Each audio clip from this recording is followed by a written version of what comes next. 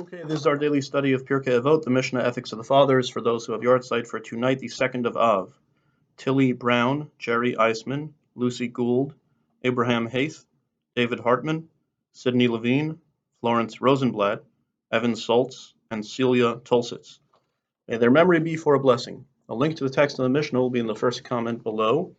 Chapter 5, Mishnah number 10. We are now going to do some patterns of 4. So a lot of numerical patterns. We start out with patterns of 10, then patterns of 7, and now we're in 4s. Okay, so Arba Midos Ba'adam. There are 4 types of people. 4 types of character traits to people, specifically when it comes to giving and selfishness versus altruism, as we'll see. Ha'omer shali shali v'shalach shalach zo mida ve'nonis. V'yesh omrim zo midas sedom. Shali shalach v'shalach shali am haaretz. Shali shalach v'shalach shalach chassid. Shali v'shalach shali Russia. Okay, a lot of tongue twisters there. So he who says, what's mine is mine and what's yours is yours. This is an average person. Okay, so someone, live and let live. I'm not going to give charity. What's mine is mine, but I'm also not going to steal from you because what's yours is yours. Sounds like an average person. He's not pious, but he's also not evil. But fascinating addendum here. And some say, no, this is the character trait of Sodom, the Sodomites, the evil city of Sodom that God destroyed because they were wicked. The Midrash says that they were a selfish, stingy, and not giving people. They didn't give charity. So, whoa, wow, what accounts? That's pretty big difference of opinion. One opinion says that's average, and some say no, that's like the epitome of evil. So the commentary of the Midrash Shmuel has a beautiful take on this, and this is my own sort of paraphrase of his opinion as I understand it. He says it's really, these two opinions are talking about 2 different takes on this. If you say what's mine is mine and what's yours is yours as a sort of live and let live that you apply in your own life, then you're an average person. But if you elevate that to a philosophy of life that everyone ought to live by, right? You universalize it, and you say everyone should be selfish and should think what's mine is mine and what's yours is yours. That's what the sin of Sodom was, because they actually legislated that into their laws according to the Midrash. It's kind of crazy that you're not allowed to give charity. We believe in selfishness here as a matter of principle. And if you live in Sodom and someone visits the town, you cannot take them into your home. You cannot give them anything. And that's sort of the epitome of evil. So to me, I would invoke Ayn Rand. I think it's pronounced either Ayn or Ann. She was Jewish, and she believed in objectivism, which means that a person ought to be selfish. I would say that's even though she was Jewish, but that's a very anti-Jewish way of thinking. My understanding of her philosophy is a person should just look out for their own interests as a matter of principle. That's what this seems to be saying is the character trait of Sodom. Meaning if she just lived her life that way and didn't write about it, that would be one thing. But when she elevates that to a philosophy of life, that becomes evil. So that's as opposed to, I'm going to quote another Jew, let's say Milton Friedman, the economist, who's a father of sort of libertarian economics.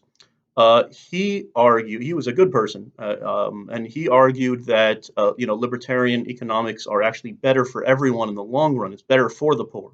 It's not that, God forbid, he didn't care about the poor. He would just say capitalism is the system that can best help the poor. Okay, you can disagree with him. You could argue about it. That's a crucial distinction, I think, that this Mishnah is speaking to. Are you like Ayn Rand, that you say a person ought to be selfish on principle? Or are you like Milton Friedman, where you say, well, economically, libertarian economics will help everyone in the long term? Very sort of subtle, important distinction.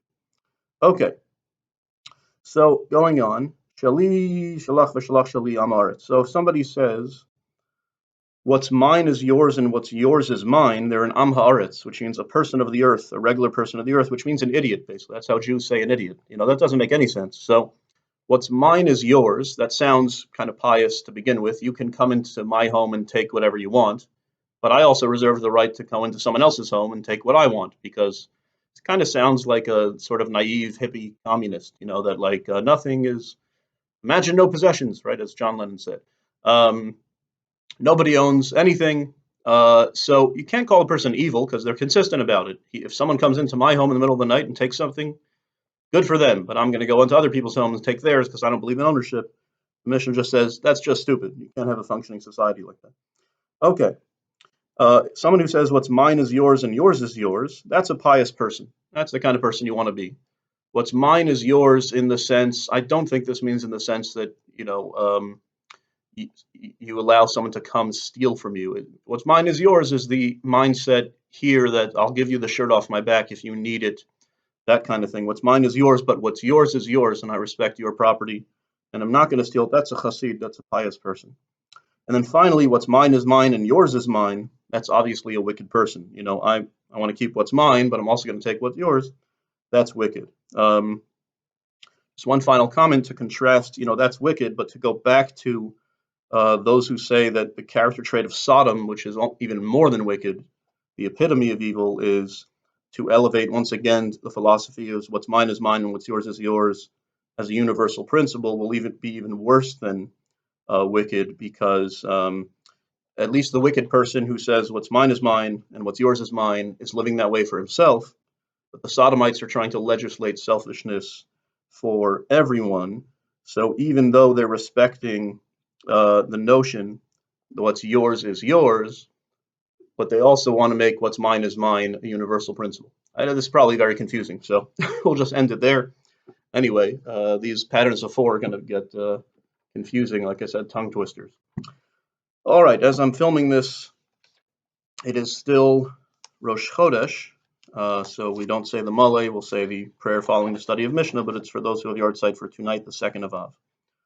Ana Adonai Malay Rachmim Asher B'yadcha Nefesh Kol Chai V'ruach Kol Basar Ish Yen El Ratzon Lefenecha Torasenu Tfilasenu V'avor Nishmos Kol HaAskaros Shel Halayla Ugmol Noim Mehem B'chasek HaGadol Liftach Lehem Shari Rachmim B'chesed V'shar Gan Eden V'skabel Osam B'avo V'chiba V'shlach Lehem Malachecha HaKadoshim V'Tahorim L'olichem L'Shivim Tach Seitz HaChaim Eitz Al Nishmos HaTzadikim B'Tzidkanios Chasidim V'Chasidos Lehenos Miziv Shchinascha La'asbiyah Mituvcha Tzafin L'Tzadikim V'Aguf Yanuach B'Kever B'Menucha Nechona B'Chedva V'Simcha V'Shalom K'Techsiv Yavo Shalom Yanuchal Mishkavasam Halech Nechocho Uksiv Yalzu Chasidim B'Chavod Yerano Mishkavasam Uksivim Tishkav Lo Sivchad V'Shachafta V'Arva Shnasecha. And in English, please, O Hashem, full of mercy, for in your hand is the soul of all the living and the spirit of every human being. May you find favor in our Torah study and prayer for the souls of Tilly Brown, Jerry Eisman, Lucy Gould, Abraham Haith, David Hartman, Sidney Levine, Florence Rosenblatt, Evan Soltz, and Celia Tulsis, in whose memory we study and pray. May the resting place be in the Garden of Eden. Accept them with love and affection, and send them your holy and pure angels to lead to settle under the tree of life near the souls of the righteous and devout, to enjoy the radiance of your presence, to satiate them from your good that is concealed for the righteous. May their body repose in the grave with proper contentment, pleasure, gladness, and peace, as it is written, let him enter in peace, let them rest on their beds, everyone who has lived in his proper way. As it is written, let the devout exult in glory, let them sing joyously upon their beds. As it is written, if you lay down, you will not fear. When you lay down, your sleep will be sweet. Amen.